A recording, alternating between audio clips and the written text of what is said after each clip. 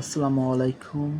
আমার অফিস থেকে বাইরের দৃশ্য দেখতে পাচ্ছেন। এটা আশুলিয়াতে সব জায়গাগুলো প্রায় ফাঁকা বলতে গেলে, সব প্লট করে রাখা।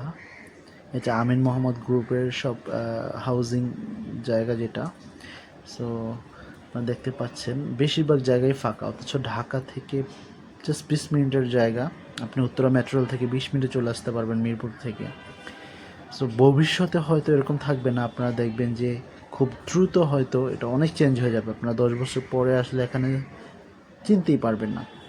ইভেন আমি যখন এখানে জয়েন করি তখন এত বিল্ডিং ছিল না, এখন অনেক বিল্ডিং হচ্ছে।